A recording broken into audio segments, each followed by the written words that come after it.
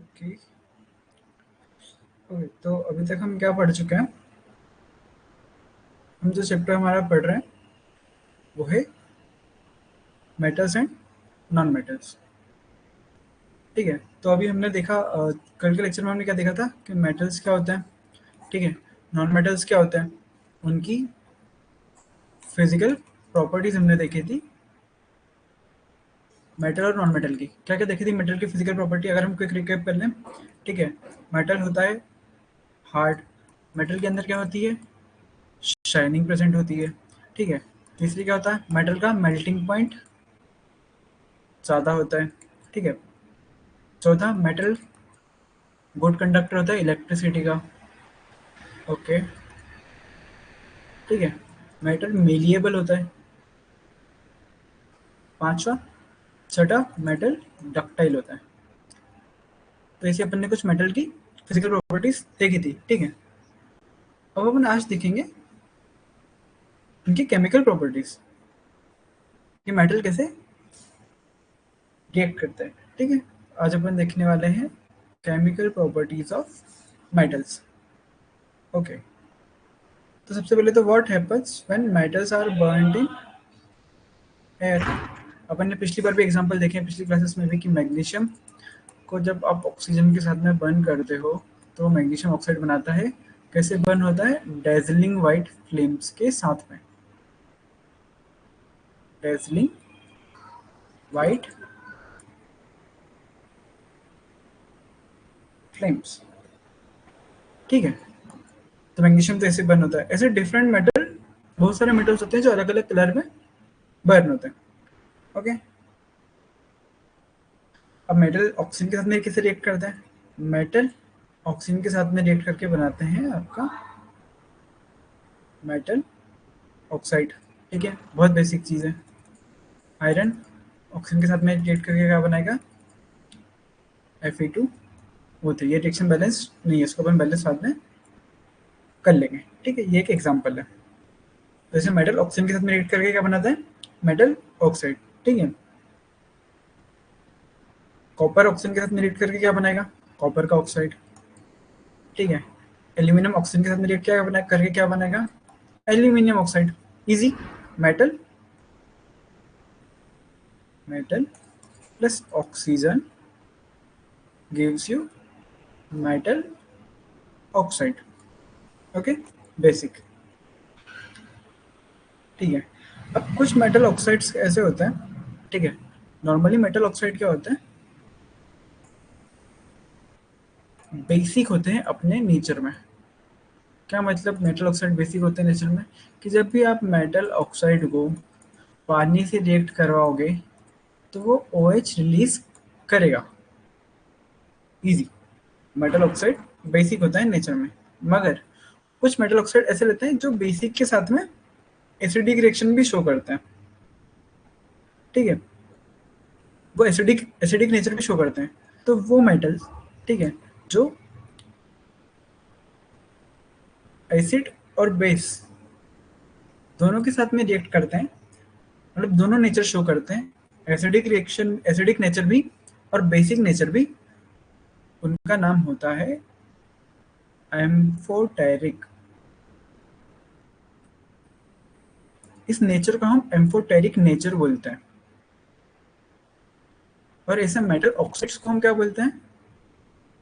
ऐसे metal oxides को हम बोलते हैं एम्फोटेरिक ऑक्साइड्स। कौन सा ऑक्साइड? Amphoteric oxide. ओके, इसका एग्जांपल क्या है? ये आपके सामने इसका एग्जांपल है एल्यूमिनियम। एल्यूमिनियम का ऑक्साइड जो है एसिडिक नेचर भी शो करता है ना, और बेसिक नेचर भी शो करता है। अब आपके सामने है दो इक्वेशन। कौन सी इक्वेशन में मेटल ऑक्साइड कौन सा नेचर शो कर रहा है, ये हमें कैसे पता चलेगा?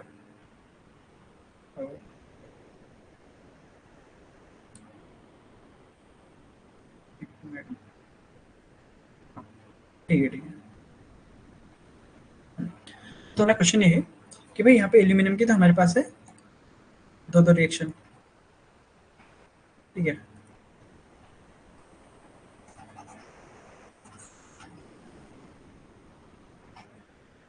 है ना।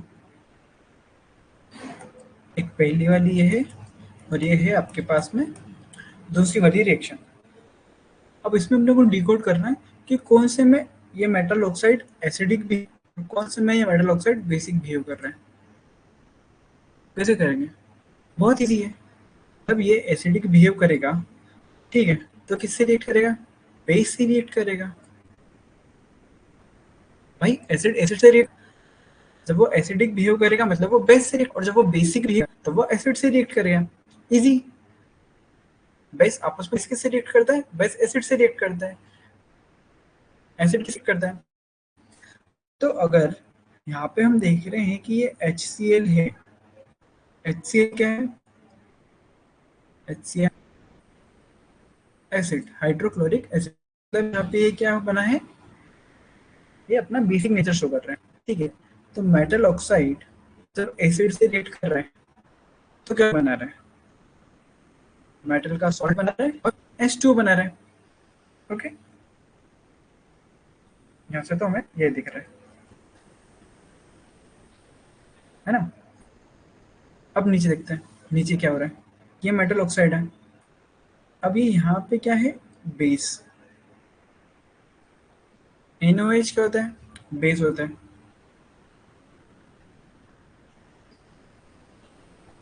ठीक है, बेस के साथ में ये क्या बना रहा है? Sodium aluminate. ये एक कॉम्प्लेक्स कंपाउंड है।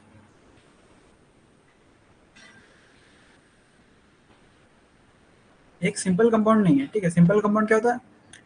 Na2O होता। अगर वो Na2O होता तो वो सिंपल कंपाउंड होता, या फिर एक मेटल होता और साथ में उसके साथ में उसका, ठीक है, अपना सफिक्स होता, तो वो सिंपल कंपाउंड होता। यहाँ पे दो दो मेटल है, ठीक है, तो ये कॉम्प्लेक्स कंपाउंड है। तो जब भी ये, जब अपना ये एसिडिक नेचर शो करेगा मेटल ऑक्साइड, ठीक है, और बेस से रिएक्ट करेगा तो बनाएगा कॉम्प्लेक्स कंपाउंड और रिलीज क्या करेगा? वाटर। तो वाटर तो इसको रिलीज करना ही है। दोनों केसेस में अपन ये देखेंगे कि इसको वाटर तो रिलीज करना ही है।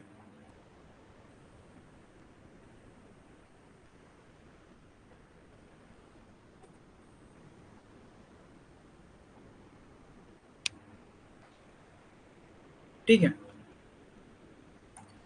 अब या तो वो पहले एसिड से रिएक्ट करके करे या फिर वो बेस से रिएक्ट करके करे।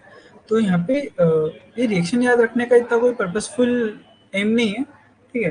यहाँ पे आपका एम ये है कि आपको ये पता चल जाए कि हाँ भाई, कुछ मेटल ऑक्साइड ऐसे होते हैं जो एसिडिक भी शो रिएक्शन शो करते हैं और बेस के साथ भी रिएक्शन शो करते हैं, क्योंकि उनका बिहेवियर बेसिक भी होता है और उनका बिहेवियर एसिडिक भी होता है। ऐसे ऑक्साइड्स को हम बोलते हैं एम्फोटेरिक ऑक्साइड्स।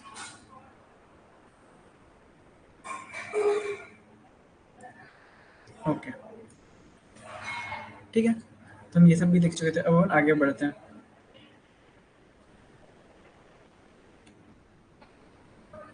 अब ये बोल रहा है कि अब आपको ये देखना है कि मेटल वाटर के साथ में कैसे रिएक्ट करते हैं। ठीक है, इजी, देख लेते हैं क्या बोल रहा है। Metal reacts with water and produce a metal oxide, okay, and hydrogen gas. Okay, ठीक है। Metal oxides that are soluble in water dissolved in it to further form metal hydroxide, okay, but all metals do not react with water। क्या क्या तीन चीजें इसने बोल दी, ठीक है। मेटल वाटर के साथ में रिएक्ट करके क्या बनाता है? मेटल ऑक्साइड और हाइड्रोजन, ठीक है। वो मेटल ऑक्साइड जो वाटर में सॉल्युबल हैं, ठीक है, वो फिर से वाटर के साथ रिएक्ट करके फॉर्म कर लेते हैं मेटल हाइड्रोक्साइड। क्या फॉर्म कर लेते हैं? Metal hydroxide. ठीक है, अपन इसका एक फ्लो चार्ट बना लेते हैं, है ना, क्विकली यहाँ पे। ठीक है, क्या हुआ था भाई? मेटल साथ में ऑक्सीजन, क्या फॉर्म हुआ? Metal oxide. अगर ये सॉल्यूबल है इन केस, ठीक है, तो ये फिर से किससे रिएक्ट कर लेगा? वाटर से, और क्या बना लेगा? Metal hydroxide. यही है वो रिएक्शन, ठीक है। Metal plus water forms metal oxide plus hydrogen, यहाँ पे हाइड्रोजन भी लिबरेट होगी, ठीक है। साथ में मेटल ऑक्साइड अगर ये सॉल्यूबल है तो ये फिर से वाटर के साथ रिएक्ट करके मेटल का हाइड्रोक्साइड बना लेगा। अगर ये इनसॉल्युबल है तो आपको प्रेसिपिटेट अलग मिल ही जाना है। इजी, ठीक है। अब क्या होगा, बहुत बार क्या होता है कि जो हाइड्रोजन गैस है, आप इसको समझो, ठीक है ना, ये रिएक्शन होती कैसे है, ठीक है। अभी हमारे पास में मेटल है, ठीक है,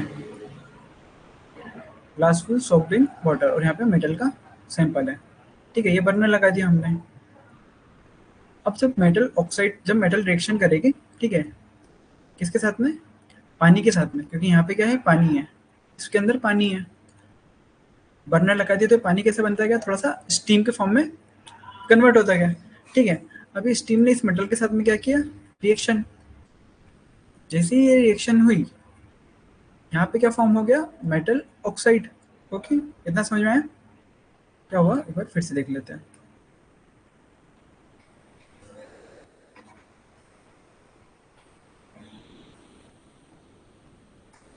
ये है आपके पास glass wool soaked in water, ठीक है, मतलब यहाँ पे है आपके पास एक वाटर का सोर्स। जब हमने बर्नर में आग लगाई तो ये पानी जो है वो बॉईल हुआ और ये बना थोड़ा सा स्टीम। ये स्टीम बन के यहाँ से उड़ने लगा, यहाँ से उड़ते उड़ते स्टीम मतलब कि H2O कहाँ गया, इस मेटल के पास में गया। ओके, इस मेटल और H2O ने रिएक्ट करके आपस में क्या बनाया, मेटल ऑक्साइड। तो यहाँ पे क्या फॉर्म हो गया, मेटल ऑक्साइड। साथ में क्या बनी, हाइड्रोजन गैस। हाइड्रोजन गैस के साथ में क्या हुआ, वो हाइड्रोजन गैस यहाँ से पास होती होती, ठीक है, ये इस डिलीवरी ट्यूब के अंदर आ गई। ओके, अब गैस है और यहाँ पे हमारे पास में क्या है, पानी है, तो ऐसे बबल फॉर्म करती जाएगी और ऊपर सेटल हो जाएगी। ये आपको बहुत क्लियरली दिखेगा, ठीक है। बहुत बार क्या हो रहा है कि अब सेम कंटेनर में ही, जैसे क्या हो रहा है कि ये आपके पास एक कंटेनर है, ठीक है, इसके अंदर आपने डाल रखा है पानी, है ना। अब इसके साथ आपने इसके अंदर डाल दिया सपोज कोई एक मेटल का पीस।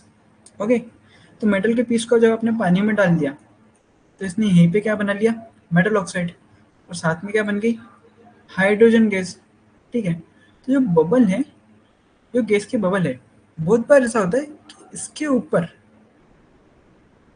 ये, मैं कलर चेंज कर देता हूँ, एक मिनट, ये अपन रेड ले लेते हैं ना। इस बबल के ऊपर ये से मेटल की जो गैस है, ठीक है, मेटल सॉरी मेटल जो है ना, ये जो बबल फॉर्म हुआ है इसके साथ में ऊपर आ जाता है। क्योंकि क्या है कि गैस का बबल है, बबल तो क्या होगा, लाइट वेट होगा, बबल में वजन थोड़ी ना होगा, तो पानी के ऊपर बबल कैसे जाता है, ऊपर जा रहा होता है, ऊपर जा रहा होता है ना। और मेटल के ऊपर लेयर भी उस बबल के ऊपर आ जाती है, जो लाइट मेटल्स होते हैं, ठीक है, और वो भी ऐसे मेटल ऑक्साइड या मेटल की लेयर, वो भी बबल के साथ में ऐसे ऊपर आने लगती है, ठीक है। ओके, इतना समझ में आया।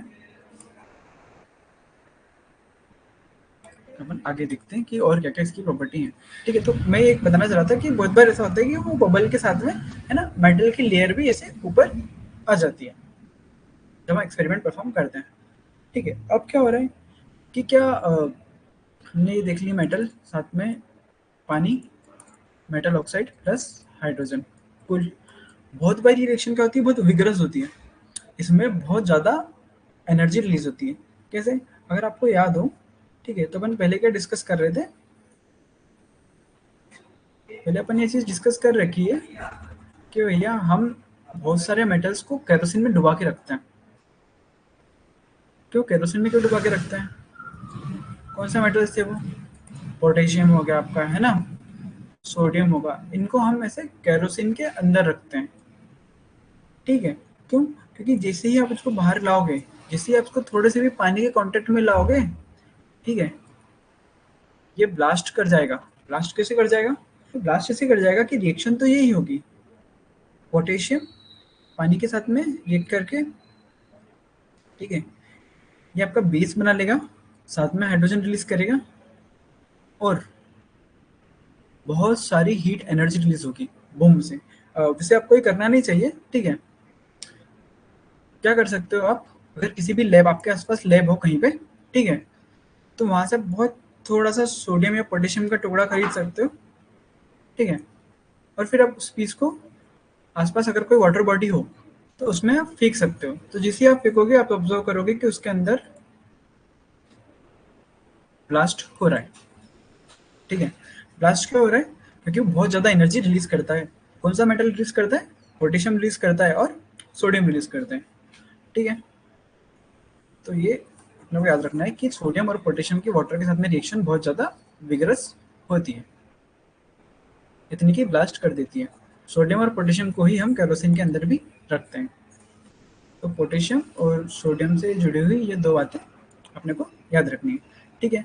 पर अब अभी तक अपन देख रहे थे कि यार ये मेटल और वाटर मिलके तो मेटल ऑक्साइड बना रहा था, पर यहाँ पे तो मेटल और वाटर मिलके मेटल हाइड्रोक्साइड बनाया। ऐसा क्यों हुआ? क्योंकि इसका मेटल ऑक्साइड वाटर में सोल्यूबल है। तो अपन ने आगे रिएक्शन देखी तो थी कि जब ये वाटर में सोल्यूबल होगा मेटल ऑक्साइड तो वो फिर से फर्दर वाटर से रिएक्ट करके मेटल हाइड्रोक्साइड बना लेगा। तो यहाँ पे भी वही हो रहा है कि ये मेटल हाइड्रोक्साइड बना रहा है। ठीक है। जो एक्वा से मतलब वो वाटर के अंदर ही प्रेजेंट है, साथ में हाइड्रोजन गैस भी रिलीज हो रही है, साथ में हीट एनर्जी भी बहुत ज़्यादा रिलीज हो रही है। ठीक है। अब जो ये वाली रिएक्शन कैल्शियम के साथ में आप करते हो तो इतनी वोलेंट नहीं होती है। ठीक है। कि हाइड्रोजन जो है वो आँख पकड़ ले या फिर ब्लास्ट हो जाए, पर ये थोड़ी तो होती ही है, क्योंकि ये जो आपका कंटेनर है उसको तो गर्म कर ही देगी। ठीक है। तो जब भी आप चूने में पानी डालते हो तो थोड़ा सा आपका कंटेनर तो गर्म हो ही जाता है। ठीक है। अब इसमें वापस से ये लाइन है, क्या लिखा हुआ है कि calcium starts floating because the bubbles of hydrogen gas formed stick to the surface of metal. वही हुआ कि जब ये कंटेनर ले रखा था, ठीक है, कैल्शियम भी था, साथ में पानी भी था। ठीक है। कैल्शियम का तो हाइड्रोक्साइड बन गया। ओके। ठीक है। साथ में हाइड्रोजन के बबल्स बनते गए और इस हाइड्रोजन के बबल के ऊपर एक कैल्शियम मेटल की थोड़ी सी लेयर भी फ्लोट करने लगी। ठीक है।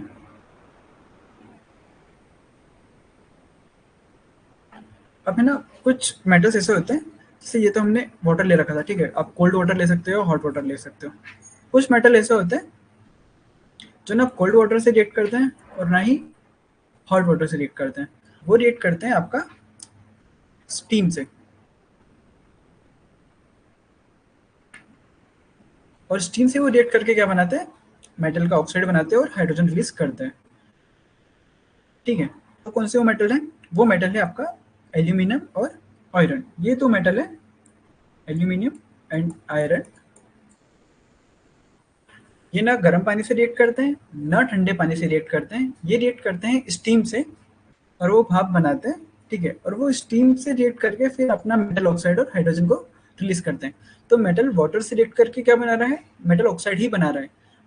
मगर जिन ऑक्साइड्स मगर वो ऑक्साइड्स जो वाटर में सोल्यूबल हैं, फर्दर वो रिजल्ट होके मेटल का हाइड्रोक्साइड बना रहे हैं। हाइड्रोजन गैस तो सब में रिलीज हो ही रही है। और पोटेशियम और सोडियम के कंपैरिजन वाले केस में तो इतनी ज़्यादा रिलीज हो रही है कि हाइड्रोजन गैस आँख ही पकड़ ले रही है, वो इतनी ज़्यादा विगरस रिएक्शन हो रही है। ठीक है। और कुछ कुछ ऐसे मेटल्स होते हैं जो वाटर से रिएक्ट ही नहीं करते, जैसे कि लीड हो गया, ठीक है, कॉपर हो गया, सिल्वर हो गया, गोल्ड हो गया, did not react with water at all. Okay. हमने वाटर के साथ में देख ली क्या होती है। Metal water, metal oxide plus hydrogen. If metal oxide is soluble in water then it will form metal hydroxide. Okay.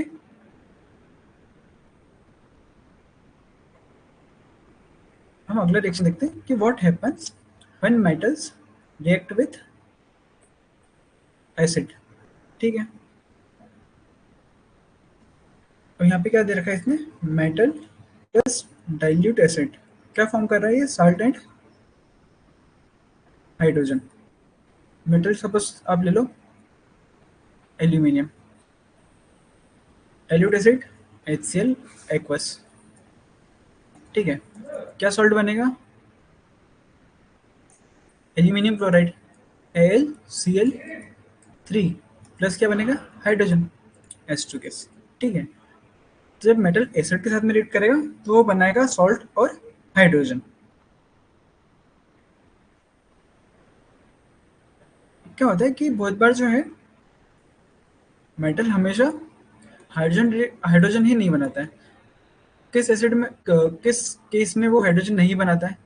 ठीक है, जब है ना आपके पास में ऐसा एसिड हो तो बहुत ज़्यादा स्ट्रॉन्ग एसिड हो। स्ट्रॉन्ग एसिड होगा तो क्या होगा, उसकी ऑक्सीडाइजिंग पावर बहुत ज़्यादा होगी। तो वो क्या करेगा, इस हाइड्रोजन को कर देगा ऑक्सीडाइज, और इस हाइड्रोजन को वो कन्वर्ट कर देगा H2O में। ठीक है, एग्जाम्पल क्या है? एग्जाम्पल है आपके पास HNO3।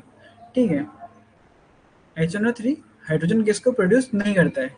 ठीक है, वो खुद रिड्यूस हो जाता है नाइट्रोजन के ऑक्साइड्स में, N2O, NO और NO2 बना लेता है। ठीक है, और साथ में पानी को कर देता है वो H2O में कन्वर्ट। इसको मैं मिटा के थोड़ा सा अपन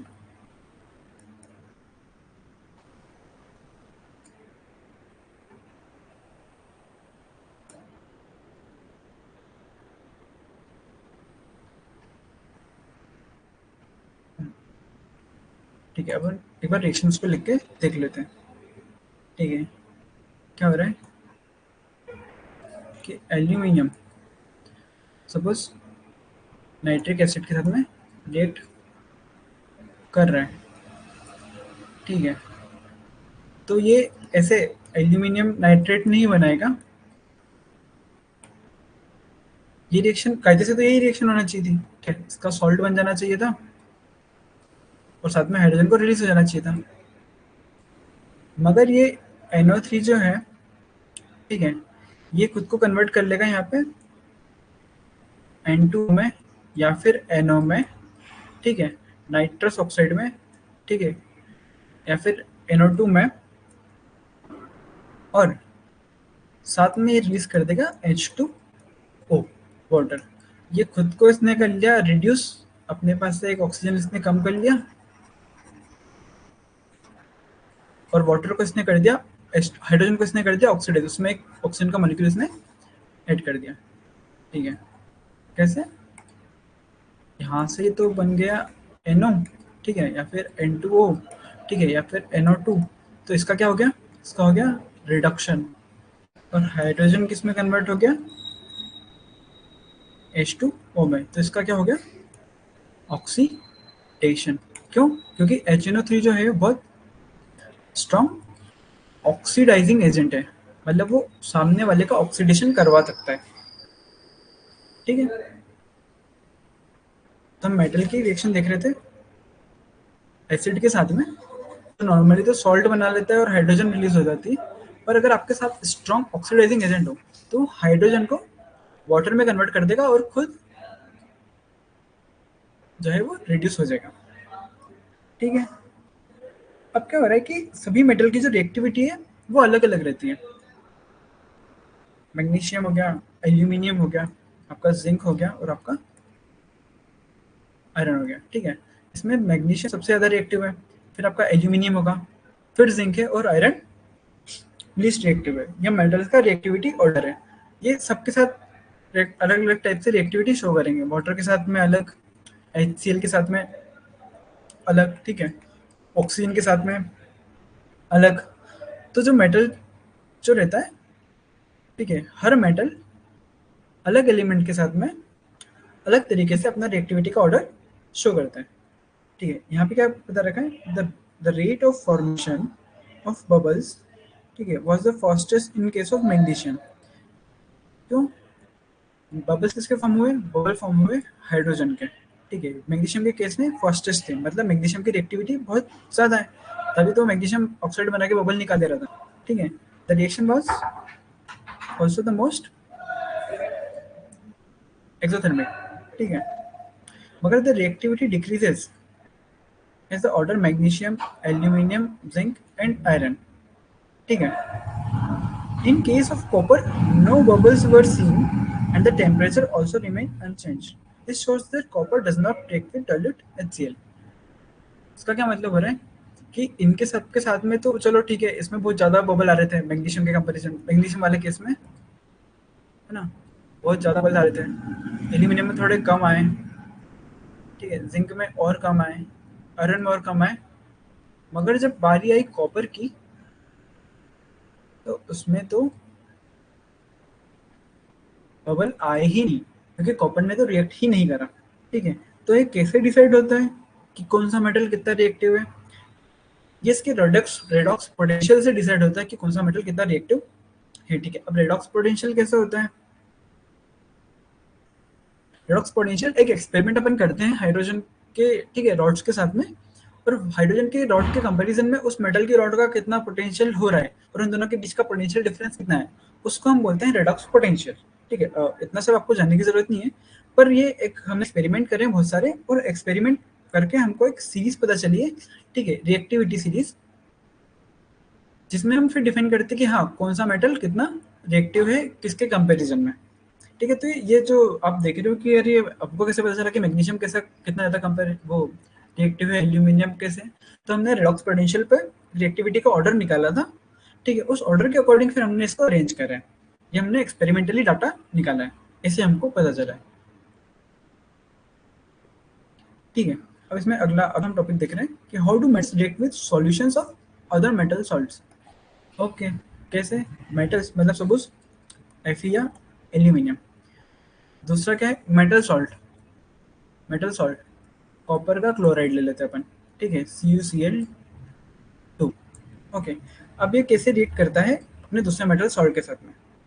तो जब अपन टाइप्स ऑफ रिएक्शन पढ़ रहे थे तो उसमें एक रिएक्शन थी डिस्प्लेसमेंट रिएक्शन। ठीक है, तो अगर आपको याद हो तो यहाँ पे भी वही होगी, इस एल्यूमिनियम इस कॉपर को डिस्प्लेस कर देगा। ठीक है, तो यहाँ पे एल्यूमिनियम क्लोराइड बना देगा, साथ में कॉपर अलग हो जाएगा, या फिर Fe इसको रिप्लेस कर देगा। अब ये इसको रिप्लेस कर पाएगा या नहीं, ये डिपेंड करेगा कि इस रिएक्टिविटी ऑर्डर में ऊपर कौन आ रहा है। कैसे? सपोज कॉपर ऊपर है, ठीक है, और एल्यूमिनियम नीचे, तो कॉपर एल्यूमिनियम को रिप्लेस कर सकता है, मगर एल्यूमिनियम कॉपर को रिप्लेस नहीं कर सकता है। कहने का मतलब ये है कि नीचे वाला ऊपर वाला नीचे वाले को रिप्लेस कर सकता है, मगर नीचे वाला ऊपर वाले को रिप्लेस नहीं कर सकता है। क्यों? क्योंकि उसकी रिएक्टिविटी तो कम है ना। कम रिएक्टिविटी वाला बंदा ज़्यादा रिएक्टिविटी वाले को डिफरेंस हटा सकता है क्या? नहीं। अगर आप रेसलिंग कर रहे हो किसी के साथ में, ठीक है, आपके पास ए है बहुत ज़्यादा पावरफुल, ठीक है,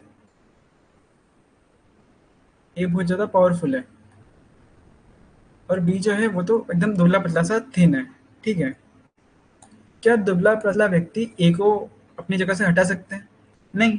पर ए बी को तो कहीं भी हटा सकता है, एक लात में एक गुस्सा मार के कहीं भी उसको कितने भी दूर फेंक सकता है। ठीक है, तो इसलिए जो ऊपर वाले हैं वो बहुत पावरफुल लोग हैं, वो नीचे वाले को हटा सकते हैं, पर नीचे वाले ऊपर वाले को नहीं हटा सकते। इजी।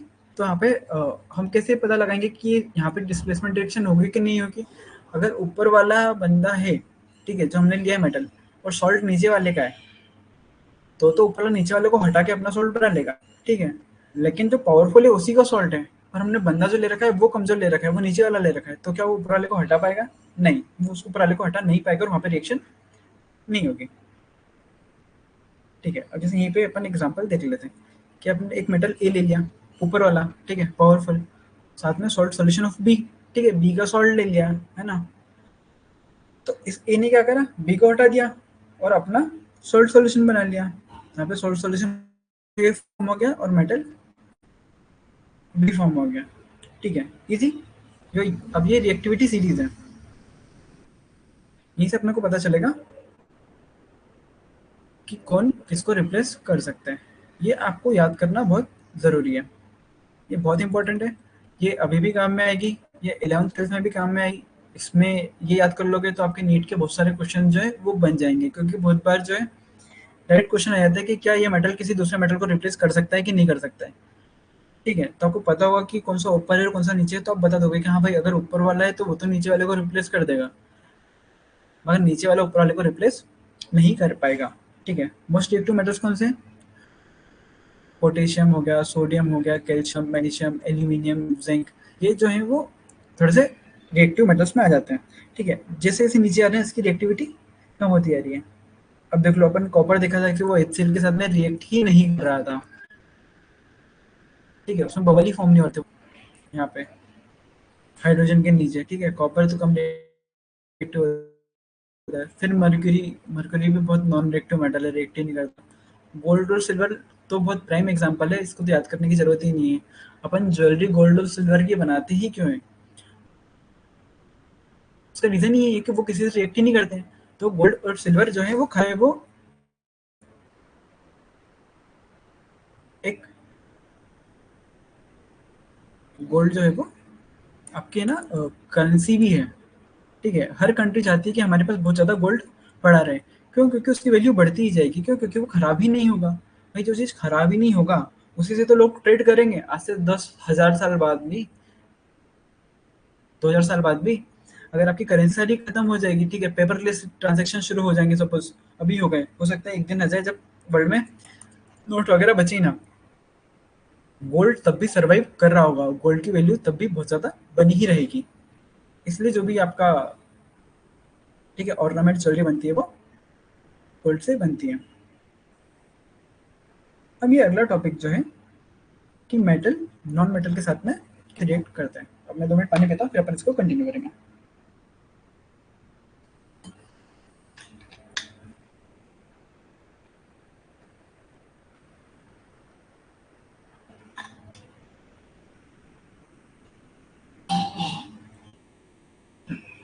ओके, ठीक है, तो क्या देखना है अपने को? मेटल नॉन मेटल के साथ में कैसे रिएक्ट करता है। ठीक है, क्या एग्जांपल, अपन एग्जांपल से ही पढ़ते हैं। मेटल सोडियम ले लो, नॉन मेटल क्लोरीन ले लो, ये एक दूसरे के साथ रिएक्ट कैसे करते हैं। ठीक है, इसका रिएक्शन देखने के लिए आपको पता होना चाहिए कि सोडियम का इलेक्ट्रॉनिक कॉन्फ़िगरेशन क्या है और क्लोरीन का इलेक्ट्रॉनिक कॉन्फ़िगरेशन क्या है। ठीक है, सोडियम का क्या होगा? 2, 8, ठीक है, और यहाँ पे 1 हो जाएगा। ठीक है, 11 है। क्लोरीन का कितना होता है? 17 होता है। 2, 8 और 7। ठीक है,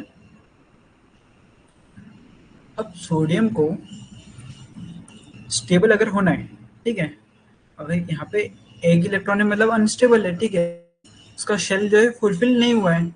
अगर उसको स्टेबल होना है तो उसको इस एक इलेक्ट्रॉन को लूज करना पड़ेगा। तो सोडियम जो है वो एक इलेक्ट्रॉन लूज कर देगा, ठीक है, और Na+ बन जाएगा। क्यों Na+ क्यों हो गया? एक इलेक्ट्रॉन लूज करने से क्या हो गया भैया? तो ऐसा होता है कि किसी भी कंपाउंड, किसी भी, ठीक है, कंपाउंड नहीं, किसी भी मेटल या नॉन मेटल के अंदर, किसी भी एलिमेंट के अंदर, ठीक है ना, number of protons equals two electrons होता है।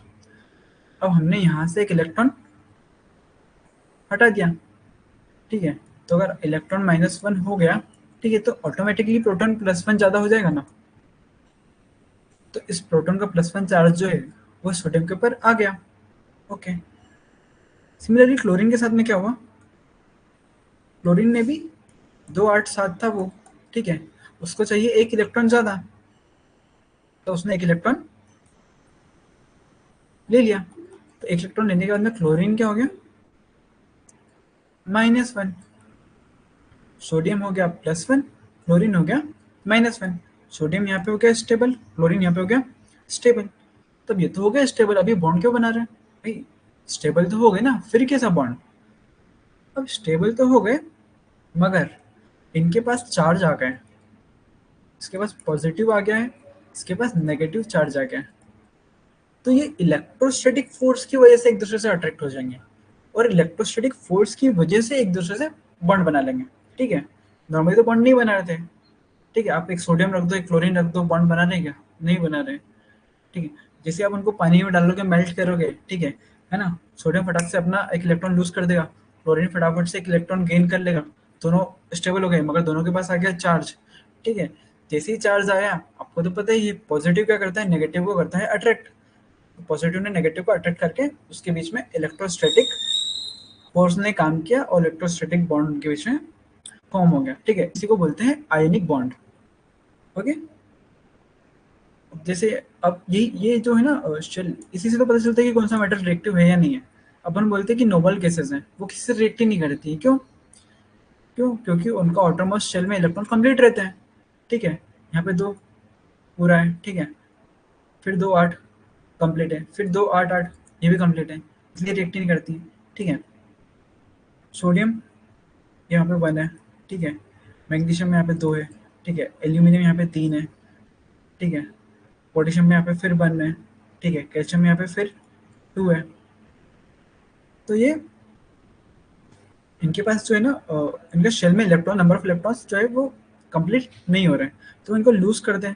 तो सोडियम एक इलेक्ट्रॉन लूज करके Na+1 बना लेता है, ठीक है, मैग्नीशियम 2 इलेक्ट्रॉन लूज करके क्या बना लेता है, Mg+2, एल्यूमिनियम क्या बना लेता है, एल्यूमिनियम+3, पोटेशियम के पास फिर से यहाँ पे एक सिंगल इलेक्ट्रॉन है, तो वो पोटेशियम फिर से +1 बना लेता है, ठीक है, कैल्शियम क्या बनाता है, 2 इलेक्ट्रॉन लूज करके फिर से कैल्शियम+2 बना लेता है।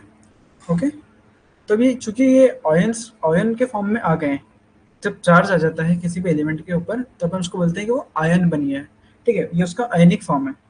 और जब भी वो आयन बनेगा, ठीक है, वो ऑपोजिट चार्ज को तो अट्रैक्ट करेगा ही सही।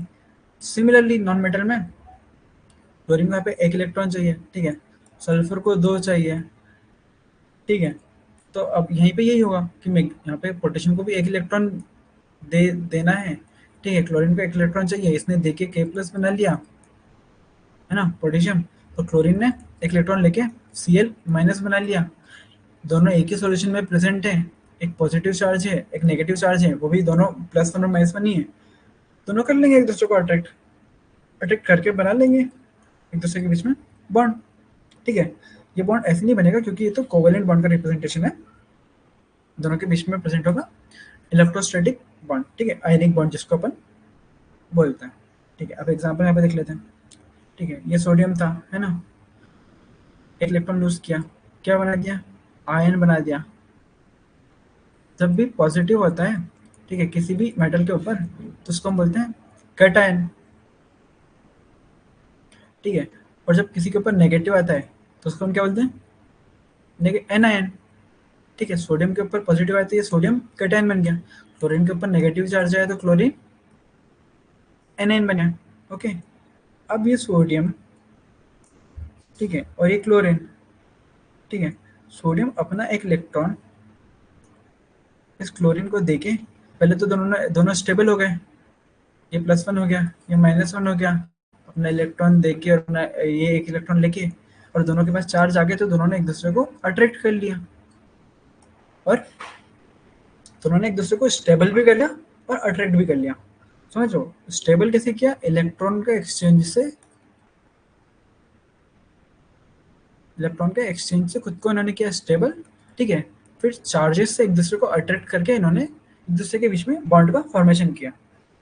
ठीक है, यहाँ पे क्या लिखा हुआ है, sodium and chloride ions being oppositely charge attract each other and are held by strong electrostatic forces of attraction to exist as sodium chloride.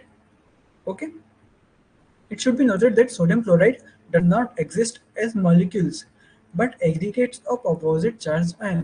वही तो मैं बता रहा हूँ कि आपस में कोई बॉन्ड थोड़ी ना बना रहे हैं, ये बस एग्रीगेटेड है, एक दूसरे से चिपके हुए पड़े हुए हैं। ठीक है, ये कोई इसे मॉलिक्यूल के फॉर्म में वो प्रेजेंट नहीं है, मॉलिक्यूल के फॉर्म में प्रेजेंट थोड़ी नहीं है, ये एक दूसरे से ऐसे जुड़े हुए इकट्ठा होके बैठे हुए हैं वहाँ पे। अपन एक और आयनिक कंपाउंड ऐसे ही देख लेते हैं, कौन सा बना रही है, मैग्नीशियम क्लोराइड। ठीक है, मैग्नीशियम में भैया क्या था, यहाँ पे देख लो, मैग्नीशियम में क्या था, 2 8 2, यहाँ पे कंप्लीट करने के लिए क्या क्या होना चाहिए था, 8 होना चाहिए था। ठीक है, पर यहाँ पे तो कितने, 2 इलेक्ट्रॉन ही है, तो भाई 6 इलेक्ट्रॉन लेने से ज़्यादा अच्छा है कि बंदा 2 इलेक्ट्रॉन लूज कर दे। तो मैग्नीशियम यहाँ पे 2 इलेक्ट्रॉन लूज करना चाहेगा, 2 इलेक्ट्रॉन लूज करके मैग्नीशियम क्या बनना चाहेगा, मैग्नीशियम +2 इलेक्ट्रॉन्स, ये लूज कर दिया। ठीक है, साथ में क्या, क्लोरीन, क्लोरीन का तो हमने देखा ही है। ठीक है, क्लोरीन को चाहिए +1 इलेक्ट्रॉन और इसको बनाना है Cl-1। ठीक है, अब मैग्नीशियम तो दे रहा है 2 और क्लोरीन को तो 1 ही चाहिए, तो यहाँ पे क्या होगा, इजी, 2 क्लोरीन आ जाएंगे। भाई सप्लाई तो बहुत आ रही है ना, ठीक है, डिमांड आपके पास 1 की है, तो अपन जने बढ़ा दो, 2 क्लोरीन को ले आओ साथ में, यहाँ पे भी हुआ, मैग्नीशियम ने +2 बना के मैग्नीशियम का कैटायन बनाया, ठीक है। क्लोरीन ने ये क्लोराइड वाला एनायन बनाया, ओके। अब इस मैग्नीशियम ने एक इलेक्ट्रॉन इस एक क्लोरीन को दे दिया, एक इलेक्ट्रॉन इस दूसरे क्लोरीन को दे दिया। यहाँ पे बन गया मैग्नीशियम +2 और एक Cl2 -1। इजी, क्लोरीन के ऊपर एक चार्ज तो -1 ही है, क्लोरीन के ऊपर चार्ज नहीं बढ़ा है, तो हमने दो क्लोरीन ले लिया। जो आयनिक कंपाउंड है वो स्ट्रॉन्ग इलेक्ट्रोस्टैटिक फोर्स की वजह से बनते हैं, ठीक है। उनको पानी में डालोगे वो फिर से आयन में डिजोल्व हो जाएंगे और टूट जाएंगे, ठीक है। और चूंकि वो आयन्स हैं और वो एनोड और कैथोड के पास में जाएंगे, ठीक है। तो जब चार्ज का मूवमेंट होगा तो आपको बताइए क्या होता है, जब भी चार्ज का मूवमेंट होता है तो इलेक्ट्रिसिटी कैरी करते हैं। तो आयनिक कंपाउंड जब भी मेल्टन होता है, ठीक है, सॉलिड फॉर्म में नहीं, सॉलिड फॉर्म में आयंस मूव कर सकते हैं क्या? नहीं, आयंस मेटालिक मेल्टन फॉर्म में ही मूव कर सकते हैं, जब वो मेल्ट हो रखे होंगे वो तभी मूव करेंगे। तो आयनिक कंपाउंड अपने, ठीक है, मेल्टन फॉर्म में इलेक्ट्रिसिटी को कैरी कर रहे हैं, सॉलिड फॉर्म में इलेक्ट्रिसिटी को कैरी नहीं करते हैं, ओके।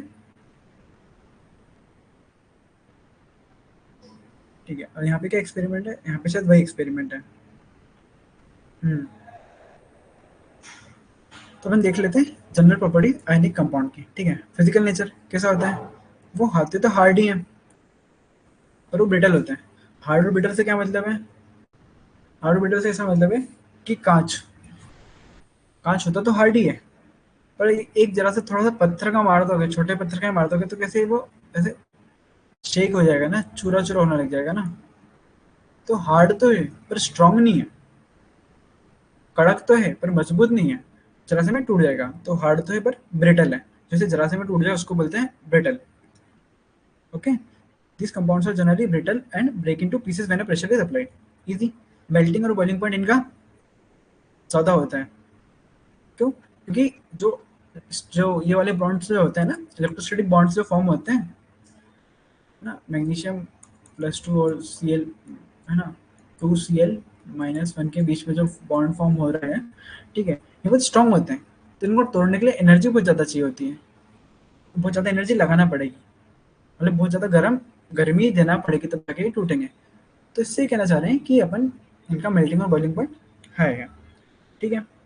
सोल्यूबल, ठीक है, ये जनरली सोल्यूबल होते हैं, जैसे ही पानी में डालोगे, ठीक है, MgCl2 को पानी में डालोगे, मैग्नीशियम +2 अलग हो जाएगा, Cl-1 अलग हो जाएगा, ठीक है।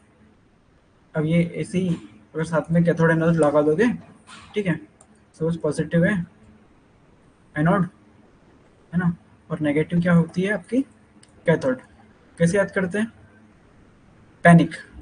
क्या है पैनिक, पैनिक बता देता हूँ, यहाँ पे लिख लेता हूँ, PANIC, panic, positive anode, negative is cathode, panic, easy, ठीक है। तो याद हो गया, एनोड क्या होगी, पॉजिटिव होगी, कैथोड क्या होगी, नेगेटिव होगी, ठीक है। तो सॉल्युबल सॉल्युबल भी रहते हैं भाई, ठीक है। इलेक्ट्रिसिटी कंडक्शन अभी थोड़ी देर पहले बताया, जब तक कि सॉल्युबल नहीं करोगे, जब तक कि मेल्ट नहीं करोगे, इलेक्ट्रिसिटी कंडक्ट नहीं होगी। सॉलिड स्टेट में इलेक्ट्रिसिटी कंडक्ट नहीं होगी, मेल्टेड स्टेट में इलेक्ट्रिसिटी कंडक्ट हो जाएगी, ओके। क्या बोल रहे हैं, conduction of electricity through solution involves movement of charge particle, ठीक है। चार्ज पार्टिकल मूव करेंगे तभी तो इलेक्ट्रिसिटी होगी, और मूव कहाँ करेंगे भाई, सॉलिड में चार्ज पार्टिकल मूव थोड़ी ना करते हैं, वो तो जब हम मेल्टेड फॉर्म में होंगे तब वो पार्टिकल्स मूव करेंगे, ठीक है। A solution of an ionic compound in water contains ions, उसमें ions present होते हैं which move to the opposite electrons when the electricity is passed through a solution, ठीक है। ionic compounds in the solid state do not conduct electricity because movement of ions in the solid is not possible due to their redox structure, okay. मैं इसको highlight कर देता हूँ, ये है बहुत काम का information, okay. Ionic compound in the solid state do not conduct electricity because movement of ions in solid is not possible due to their rigid structure। वही तो मैं बोल रहा हूँ, जब आयन मूव ही नहीं करेंगे सॉलिड में तो आप क्या कर लोगे, ठीक है। This is possible in the molten state since the electrostatic force of attraction between the oppositely charged ions are overcome due to heat. Thus ions move freely and conduct electricity, ठीक है। अब मॉडल मेटल की occurrence और उनका अपन वो देख लेते हैं, एक्सट्रैक्शन ऑफ मेटल्स। ठीक है, मेटल ऑकरेंस क्या होता है, ओर्स में प्रेजेंट होता है। ओर किसको बोलते हैं, ओर किसको बोलते हैं, ओर मेटल का वो फॉर्म है, ठीक है, वो जगह है जहाँ पे मेटल जो है, ठीक है, हाई कंसंट्रेशन है, मेटल की कंसंट्रेशन है ही, और वहां से अपन उसको प्रॉफिटेबली निकाल भी सकते हैं। सिर्फ ज़्यादा होना ज़रूरी नहीं है, ठीक है, सिर्फ ज़्यादा तो हो ही, साथ में अपन उसको प्रॉफिटेबली निकाल भी सकते हैं, उसको अपन बोलते हैं ओर्स। ठीक है, at some places minerals contain a very high percentage of particular metal, okay, वही बताया, कंसंट्रेशन हाई हो, ठीक है, and metal can be profitably extracted from it. वो सिर्फ वहाँ पे ज़्यादा कंसंट्रेशन में ही ना हो, उसको प्रॉफिटेबली निकाला भी जा सके, उसको अपन क्या बोलते हैं, और बोलते हैं। Okay, easy. अपन देख लेते हैं एक्सट्रैक्शन ऑफ मेटल्स, वो कैसे करते हैं। ठीक है भैया, उसको करने का तीन तरीका है, इलेक्ट्रोलिसिस से करोगे, ठीक है, फिर रिडक्शन करोगे आप कार्बन से, या फिर वो अपने नेटिव स्टेट में मिल जाएंगे।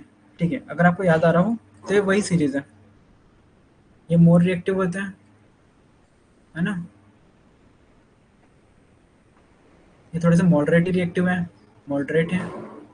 वही तो सिल्वर और गोल्ड हो गया भाई, ये तो रिएक्ट करता ही नहीं है, नॉन रिएक्टिव।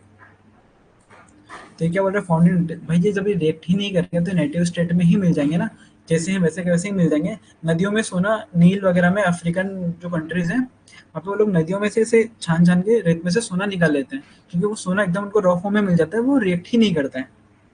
ओके, अब ये इसका फ्लो चार्ट है। ठीक है, कंसंट्रेशन ऑफ और, ठीक है, हमने देख लिया कि हाँ भाई यहाँ पे कंसंट्रेशन है ज़्यादा। ठीक है, फिर क्या करेंगे, मेटल ऑफ हायर रिएक्टिविटी, उसको अपन इलेक्ट्रोलिसिस कर लेंगे और प्योर मेटल में कन्वर्ट कर लेंगे। इलेक्ट्रोलिसिस कैसे करेंगे, ठीक है, इलेक्ट्रोलिसिस के लिए उन्होंने बता रखा है क्या, ये यहाँ पे हो रही है इलेक्ट्रोलिसिस की प्रोसेस। चलो, ये रिफाइनिंग हो रही है, कुछ नहीं करना है, जो मैंने आपको ऊपर बताया वैसे ही हो रहा है। कैथोड आ जाएगी, एनोड आ जाएगी, है ना, कैथोड एनोड, पॉजिटिव एनोड है, चेंज कर लेते हैं कलर अपन, एनोड पॉजिटिव हो गई, ठीक है, कैथोड नेगेटिव हो गई, है ना। ओके, अब इसके अंदर आप सपोज डाल दो पोटेशियम का कोई सा भी कंपाउंड है ना, पोटेशियम कंपाउंड है, आयनिक कंपाउंड बना रहा होगा। ओके, अब पोटेशियम जो है वो आयनिक कंपाउंड बना रहा है, तो यहाँ पे क्या, वो जिस आप उसको मेल्ट करोगे वो अपने आयनिक फॉर्म में आ जाएगा, ये जैसे के प्लस हुआ, ये इस कैथोड में आके चिपक जाएगा। ऐसे मेटल निकाल लेते हैं, जो भी रिएक्टिव मेटल होता है उसको इलेक्ट्रोलिसिस के प्रोसेस के थ्रू ऐसे निकाल लेते हैं। ठीक है, रॉड्स लगा के जो भी मेटल रहता है वो अपने अपोजिट चार्ज अपनी रॉड में आके अटैच हो जाता है। ओके,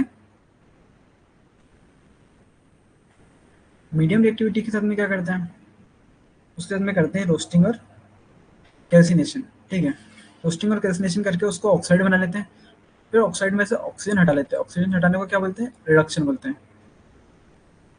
उस मेटल का करते हैं रिडक्शन, और फिर उसको करते हैं प्योरीफाई। ओके, प्योरीफाई की भी अलग से टेक्निक्स हैं, रिडक्शन की टेक्निक्स भी अलग से हैं। ठीक है, और ये इसको ऑक्साइड में कन्वर्ट करने की भी जो टेक्निक्स है, उस टेक्निक्स का नाम क्या है, कैल्सिनेशन और रोस्टिंग। ठीक है, कैल्सिनेशन किस में होती है, रोस्टिंग किस में होती है, रोस्टिंग होती है सल्फाइड और में, और कैल्सिनेशन होता है कार्बोनेटों में। C for calcination, C for carbonate.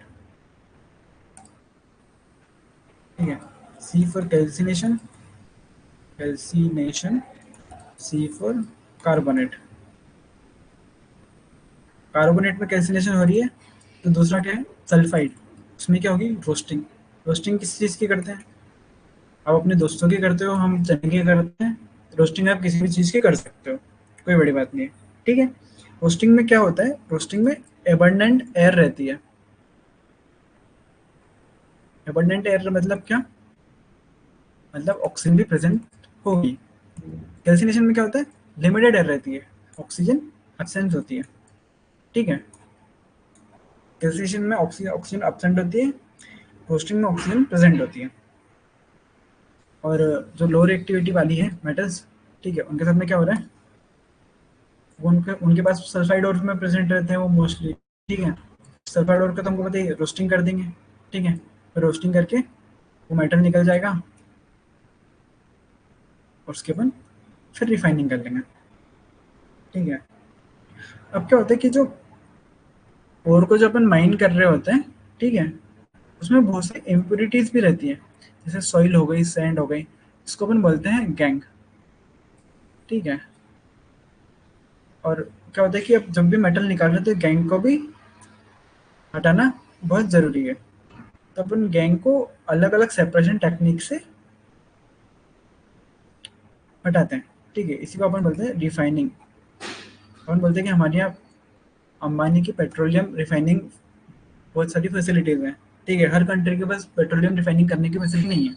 तो क्या हो रहा है, रॉ ऑयल आता है, रॉ पेट्रोलियम आता है, फिर हम उस पेट्रोलियम को यूजेबल बनाते हैं, उसके अंदर से सारा गैंग निकाल कर, मतलब सारी इम्प्योरिटीज निकाल कर। इसलिए दूसरे देशों में तेल बहुत महंगा है। वो अलग बात है कि हमारे यहाँ बहुत सारा तेल रिफाइन होता है और हमारे यहाँ भी उतना ही महंगा है, जबकि हम बहुत सस्ता खरीद रहे हैं। और वो देश जो हमसे तेल खरीदते हैं उनकी कंट्री में तेल सस्ता है और हमारे यहाँ पे महंगा है। ठीक है, बट वो पॉलिटिकल मैटर है, उसको अपन यहाँ पे डिस्कस नहीं करते हैं। ठीक है, अब जो लो रिएक्टिव मेटल है, ठीक है, उनको कैसे निकाल रहे हैं भाई, मर्क्यूरी, वो सल्फाइड ओर में प्रेजेंट होगा, HgS। HgS क्या बोलते हैं, उसको बोलते हैं सिनेबार। ठीक है, HgS। HgS कौन सी ओर में प्रेजेंट होता है, उस ओर का नाम क्या है, सीना बार। बार में सिनेमा, बार में सिनेमा कौन देखता है, मर्क्यूरी देखता है। इजी, मर्क्यूरी बार में सिनेमा देखता है, इसलिए मर्क्यूरी का ओर का नाम क्या हो गया, सिनेबार हो गया। ठीक है, उसको आपने हीट कर दिया एयर में। एयर में हीट करने से क्या मतलब है, ऑक्सीजन के प्रेजेंस में हीट कर दिया। ऑक्सीजन के प्रेजेंस में हीट करने से क्या मतलब है, रोस्टिंग कर दी। ओके, तो उसने क्या बना लिया, मेटल ऑक्साइड। मेटल ऑक्साइड बना लिया। अब मेटल ऑक्साइड है, क्या चाहिए हमको, मेटल चाहिए, मतलब इस ऑक्सीजन को तो हटाना पड़ेगा। ऑक्सीजन को किसी चीज से हटाने हटाने को हम क्या बोलते हैं, रिडक्शन बोलते हैं। इस मेटल ऑक्साइड का क्या करोगे आप, रिडक्शन कर दोगे। मेटल ऑक्साइड का रिडक्शन करा, क्या आ गया, मेटल आ गया। मेटल साथ में किसके है, इम्प्योरिटीज के साथ में है। उस मेटल को कर दोगे क्या, रिफाइन, प्योर मेटल आ गया। इजी, मेटल सल्फाइड रोस्ट करा, ऑक्साइड बनाया, रिड्यूस करा, मेटल बनाया विद इम्प्योरिटीज। ठीक है, रिफाइन करा, प्योर मेटल ऑप्टेन कर लिया। ओके, तो मेटल ऑक्साइड बना दिया, साथ में SO2 गैस निकल गई। चलो ठीक है, इस मेटल ऑक्साइड को फिर से हीट करके मेटल निकाल लिया लिक्विड, साथ में ऑक्सीजन गैस निकल गई। ओके, ऑक्साइड था, ऑक्साइड से मेटल निकाल रहा है, रिड्यूस कर रहा है, तो ऑक्सीजन ही तो निकलेगी, है ना। सिमिलरली कॉपर भी ऐसे ही Cu2S के फॉर्म में अपटेन रहता है। ठीक है, उसको फिर से ऑक्सीजन के प्रेजेंस में हीट करा, रोस्टिंग, ये रोस्टिंग हो रही है। ठीक है, कॉपर ऑक्साइड बन गया, साथ में SO2 रिलीज हो गई। अब इस कॉपर के ऑक्साइड को कॉपर सल्फेट के साथ में रिड्यूस कर देंगे। ठीक है, तो एक कॉपर हो गया और साथ में SO2 फिर से रिलीज हो गई। अब जो थोड़े से मीडियम रिएक्टिव थे, ठीक है, उनके साथ में क्या कर रहे हैं, उनके साथ में वही रोस्टिंग या फिर कैल्सिनेशन होता है। अगर वो सल्फाइड और के साथ में प्रेजेंट हैं, ठीक है, सल्फाइड और के साथ में प्रेजेंट हैं, तो सल्फाइड के साथ में क्या करते हैं, SR, senior resident sulphide roasting. ठीक है, रोस्टिंग मतलब ऑक्सीजन होना चाहिए। ठीक है, तो ये हीट कर दिया आपने ऑक्सीजन की प्रेजेंस में, रोस्टिंग कर दी, ऑक्साइड बन गया। ऑक्साइड को फिर से क्या कर लेंगे, रिड्यूस कर लेंगे, तो मेटल फॉर्म हो जाएगा। यहाँ पे ऑक्साइड था, कार्बन से रिड्यूस करा, मेटल फॉर्म हो गया, ये रहा मेटल, है ना, कार्बन मोनोऑक्साइड बन गया। अब वो गैस तो कुछ भी बन सकती है यहाँ पे, जो भी आपके प्रेजेंट हो, SO2 बन सकता है, CO2 बन सकता है। ठीक है, हमारा एम तो यही है कि हमको ये मेटल चाहिए। इजी, अब ये तो क्या हो रही थी, सल्फाइड हो रही थी, तो रोस्टिंग हो रही थी। C4 कार्बोनेट, C4 कैल्सिनेशन, ये क्या है, जिंक का कार्बोनेट है, कार्बोनेट कैसे पता चलेंगे, किसको बोलेंगे कार्बोनेट, जब CO3 होगा फॉर्मूले में, मतलब वो उस मेटल का कार्बोनेट है। ठीक है, जिंक का कार्बोनेट है। कार्बोनेट में क्या बोल रहा था मैं कि भैया हीटिंग तो कर रहे हैं पर एयर की लिमिटेशन है, in the absence of air कर रहे हैं, मतलब ऑक्सीजन की एब्सेंस में कर रहे हैं। क्या यहाँ पे ऑक्सीजन दिख रहा है? नहीं। सडन CO3 को कर दिया हीट, फिर से क्या बन गया, ऑक्साइड बन गया और CO2 निकल गई। इस ऑक्साइड को फिर से हमने रिड्यूस कर लिया और बना लिया मेटल। Okay, easy.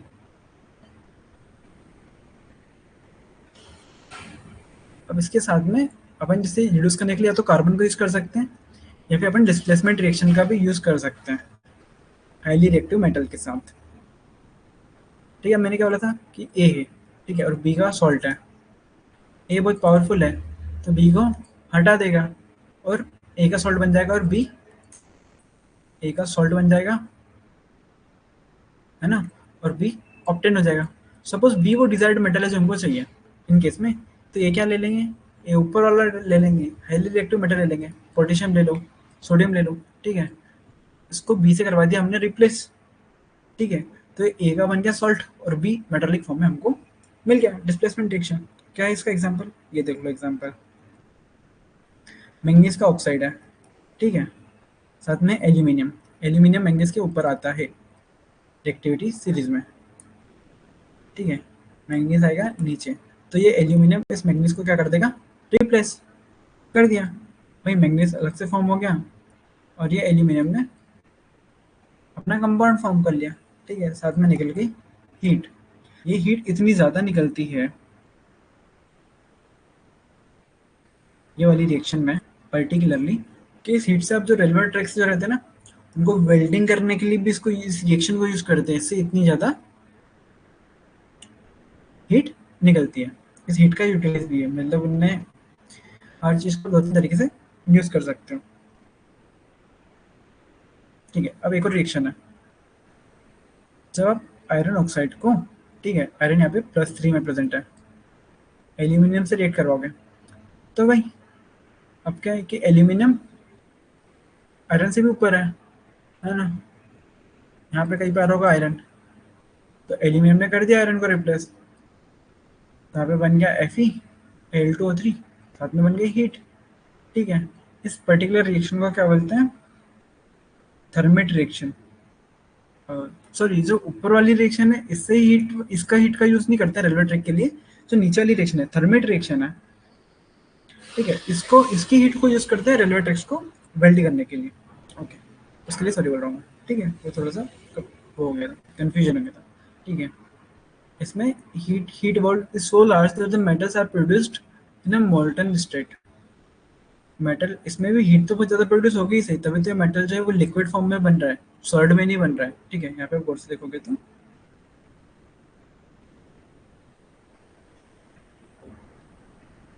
मेटल जो है वो लिक्विड है, ठीक है, सॉलिड नहीं है। यहाँ पे भी जो मेटल जो फॉर्म हो रहा है वो लिक्विड है, सॉलिड नहीं है, साथ में निकल रही है हीट। इस रिएक्शन को बोलते हैं थर्मेट रिएक्शन। Fe2O3 और एल्यूमिनियम, एल्यूमिनियम जब आयरन को रिप्लेस कर रहा है उसको रिएक्शन को बोल रहे हैं थर्मेट रिएक्शन। उससे जो हीट निकल रही है उससे अपन रेलवे ट्रैक की वेल्डिंग कर रहे हैं। ठीक है, और जो मोस्ट रिएक्टिव रहते हैं उनको कैसे निकालते हैं, भाई वही जो मैंने बताया कि वो कैथोड पे चले जाएंगे, एनोड पे चले जाएंगे, इलेक्ट्रोलिसिस करेंगे उनका। ठीक है, और कैथोड पे अपने को वो मेटल मिल जाएगा जो भी आपको चाहिए। क्लोरीन गैस के फॉर्म में रिलीज हो जाएगी या फिर क्लोरीन एक्वस फॉर्म में मिल जाएगी। ओके, इसमें क्या क्या मिलता है, एल्यूमिनियम मिलता है, ठीक है, आपको सोडियम मिलता है, ठीक है, सोडियम हो गया, मैग्नीशियम हो गया, कैल्शियम हो गया। ठीक है, ये अपने मोल्टन क्लोराइड्स के फॉर्म में मिलते हैं। फिर ये कैथोड पे डिपॉजिट हो जाते हैं। ठीक है, और जो क्लोरीन रहता है वो एनोड से लिबरेट हो जाता है। अब अपन क्या कर रहे हैं कि रिफाइनिंग कैसे कर रहे हैं। रिफाइनिंग में क्या कर रहे हैं, ठीक है, इम्प्योर जो मेटल रह रहा है उसके अपन बना दे रहे हैं एनोड। ओके, यहाँ पे देखो, ये एनोड है, ये इम्प्योर मेटल की है, ठीक है। कैथोड जो है वो प्योर मेटल की है, ठीक है। तो जैसे ही आप इसके अंदर एक एसिडिफाइड सॉल्यूशन डालोगे, ठीक है, तो क्या होगा कि जब आप इसमें इलेक्ट्रिसिटी पास करवाओगे तो इम्प्योर एनोड यहाँ से निकलती जाएगी, ठीक है। इस इम्प्योर एनोड से कॉपर जो है निकलता जाएगा और कैथोड के ऊपर जमा होता जाएगा। ये एनोड से निकल रहा है और कैथोड पे जमा होता जा रहा है। तो इस कैथोड के ऊपर आपका प्योर मेटल जमा होता जाएगा और यहाँ से इम्प्योर मेटल निकलता जाएगा, ठीक है। ये कैसे होगा? अपन जब इलेक्ट्रिसिटी पास करेंगे और जो इम्प्योरिटीज़ हैं वैसे एनोड मड के फॉर्म में टैंक के नीचे जमा हो जाएगी, ठीक है। अब बताओ इसमें कि कौन सा पार्ट है वो थिक होता जाएगा और कौन सा पार्ट जो है वो थिन होता जाएगा। ऑफ कोर्स कैथोड के ऊपर प्योर मेटल जब आता जाएगा तो कैथोड जो है वो थिक होता जाएगा और एनोड यहाँ से जैसे जैसे डिजोल्व होता जाएगा एनोड जो है वो थिन होता जाएगा। शुरू में नहीं होगा, during the course of reaction ये होता जाएगा, ठीक है। मैं देख रहे थे कि अब कोरोजन क्या होता है। कोरोजन वही है, ऑक्सीजन वाटर से रिएक्ट करता है तो Fe2O3 बना लेता है, साथ में इसका हाइड्रेटेड वर्जन बना लेता है। ये हाइड्रेटेड कैसे होता है ये भी मेरे पर आता था कि हर मॉलिक्यूल के पास अपनी एक जगह रहती है, उसके अंदर कुछ particular specific number of water molecules adjust कर सकता है, उसी को बोलते हैं उसका हाइड्रेटेड फॉर्म, ठीक है। यही होती है आपकी रस्ट, ये है रस्टिंग की रिएक्शन, ओके। रस्टिंग से प्रिवेंशन के लिए क्या करते हैं? एक तो बहुत इंपॉर्टेंट टेक्निक है जिसको बोलते हैं गैल्वेनाइजेशन, ठीक है। इस टेक्निक में क्या करते हैं, है ना, स्टील या फिर आयरन, जैसे सपोज ये स्टील या फिर आयरन है, ठीक है, इसको इसके ऊपर ये जिंक की एक लेयर चढ़ा देते हैं। क्यों? ऐसा क्यों कर रहे हैं? क्योंकि जिंक इतना रिएक्टिव नहीं है एटमॉस्फेरिक वाटर से या फिर ऑक्सीजन से, ठीक है। और जिंक जो है वो अपने ऊपर ऑक्साइड की एक वो लेयर फॉर्म कर लेता है, प्रोडक्टिव लेयर फॉर्म कर लेता है, तो वो अंदर मेटल को करोड नहीं होने देगा। तो इस ऐसे ये प्रिवेंट करेगा मेटल को करोड होने से, ओके। दूसरी क्या टेक्निक है? प्योर मेटल जो है वो जल्दी करोड होते हैं, तो हम क्या करते हैं, ठीक है, आयरन को जो प्योर नहीं रखते उसमें 0.05% जो है वो कार्बन मिक्स कर लेते हैं, ठीक है। तो ये हार्ड और स्ट्रांग हो जाता है, इसको बोलते हैं अलोइंग। जब आप एक मेटल को दूसरे मेटल से मिक्स करते हो तो जो कंपाउंड फॉर्म होता है उसको अपन अलॉय बोलते हैं। Easy. Alloying is a very good method of improving properties of metal, ठीक है। We can get desired properties by this method, ठीक है। For example iron is most widely used metal, okay, we know. Iron कभी pure state में use नहीं करते, उसमें 0.05% carbon को ऐड कर देते हैं जिससे वो हार्ड और स्ट्रांग हो जाता है, ठीक है। आयरन को अपन निकल और क्रोमियम के साथ भी मिक्स कर देते हैं तो क्या बनता है? Stainless steel. जब स्टील बनता है वो स्टील कैसे प्रोडक्ट है? वो आयरन का प्रोडक्ट है, किसके साथ में?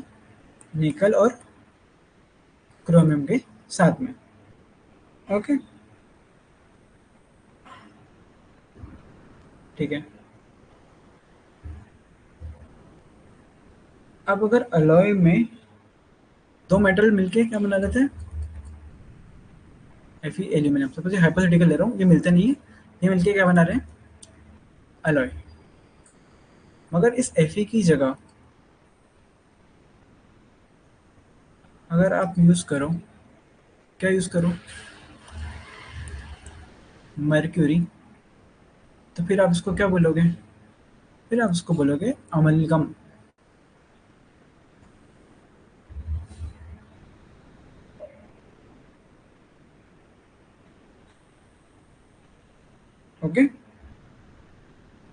तो जब भी दो मेटल का अलॉय बन रहा है और उसमें एक मेटल अगर मर्क्यूरी है तो अपन उसको बोलते हैं अमेलगम।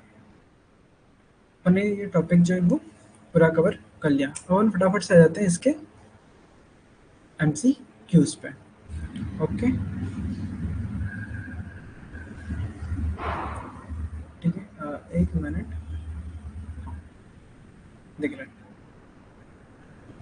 ठीक है। Which of the following metals can be cut with knife? कैसी बात कर रहे हो, मेटल तो हार्ड होता है, मेटल तो चाकू से कटता ही नहीं है।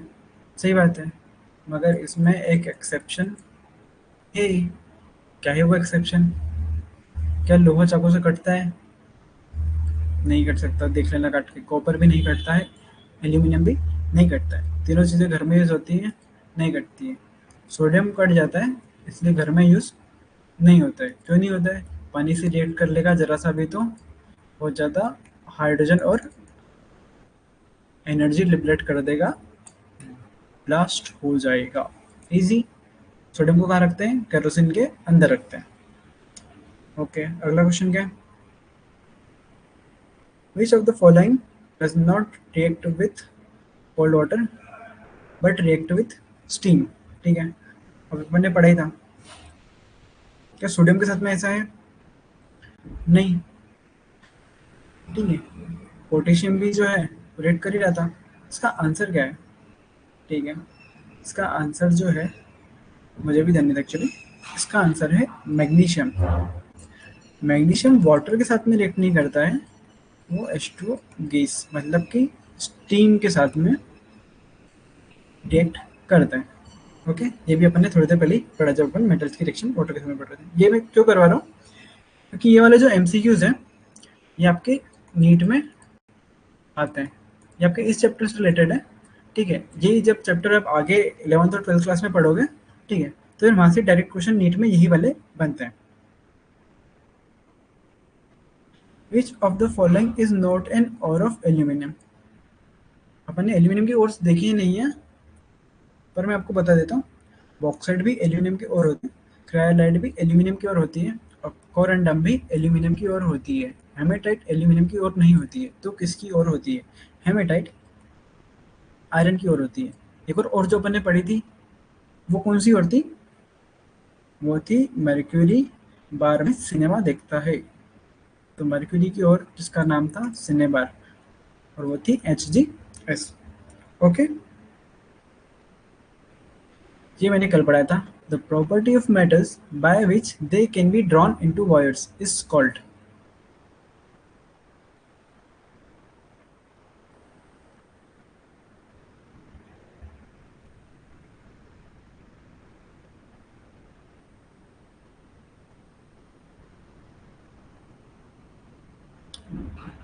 सॉरी अपन यहाँ पे थे, है ना? हाँ, the property of metal by which they can be drawn into wire is called. Wire में ड्रॉ कर ले तो क्या बोलेंगे? डक्टाइल बोलेंगे। शीट में ड्रॉ कर रहे थे तो क्या बोल रहे थे? मेलिएबल बोल रहे थे। Okay, which non metal is not stored under water? Which non metal is stored under water? ठीक है, क्या फॉस्फोरस को करते हैं? नहीं। आयोडीन, सल्फर, कार्बन, किसको करते हैं? फॉस्फोरस को करते हैं, सल्फर को नहीं करते, आयोडीन को नहीं करते, और कार्बन को भी नहीं करते हैं। Which of the following metal is used for galvanisation of iron? अभी अभी देखा है। टिन नहीं, एल्यूमिनियम नहीं, कॉपर नहीं। गैल्वेनाइजेशन मतलब जिंक। ठीक है, which of the following statements about ionic compound is incorrect? ठीक है, they have high melting points, सही बात है। They are soluble in water, ये भी सही बात है। They conduct electricity in solid state, solid नहीं, मोल्टन स्टेट में कंडक्ट करते हैं, सॉलिड में नहीं करते हैं। They conduct electricity in molten state, नीचे ऑप्शन है, तो इसका आंसर जो है वो सही है, सी वाला है। ओरिजिन की रिएक्शन बताओ। इसमें अगर आपको रिएक्शन आती भी नहीं है तो भी दिमाग लगाने की जरूरत ही नहीं। कोरोजन किस में होता है? आयरन में होता है। आयरन की पूरे चारों इक्वेशन में, चारों रिएक्शंस में एक ही है। सेकंड वाली क्या हो रहा है? Fe ऑक्सीजन और H2O के साथ में मिलके क्या बना रहा है? Fe2O3 प्लस डॉट XH2O, ये इसका हाइड्रेटेड वाला फॉर्मूला है, ठीक है। एम्फोटेरिक इन नेचर, अब ये बहुत अच्छा क्वेश्चन है। कैल्शियम, सोडियम या फिर सल्फर। कैल्शियम ऑक्साइड बेसिकली तो बेसिक होता है नेचर में, ठीक है। सोडियम का भी बेसिक होता है। SO2 एसिडिक होता है। ZNO इसका आंसर होना चाहिए, जितना मेरे को ध्यान आ रहा है। ZNO ही इसका आंसर है, ठीक है। Which metal is used in thermometer because of its uniform expansion. Thermometer में क्या यूज करते हैं? बहुत कॉमन सवाल है, आप जाने कौन सी क्लास से, फिफ्थ क्लास से पढ़ रहे होंगे। इसका आंसर है मर्क्यूरी, क्योंकि ये यूनिफॉर्मली एक्सपांड करते हैं, ठीक है। तो अपना ये चैप्टर इसी के साथ में होता है कंप्लीट। और मैंने एमसीक्यूज थोड़ा फास्ट सोल्व करा है, क्योंकि मेरे को उनको एक्सप्लेन भी करना था। तो जब आप सॉल्व करोगे तो आप एक काम करना, ठीक है, क्वेश्चन पढ़ना, पॉज करना, खुद से आंसर देने की कोशिश करना, और उसके बाद में आप एमसीक्यू को सॉल्व करना, ठीक है। उसके बाद में आप मेरा एक्सप्लेनेशन देख लेना, तो इससे आपका एमसीक्यू भी हो जाएगा। ओके।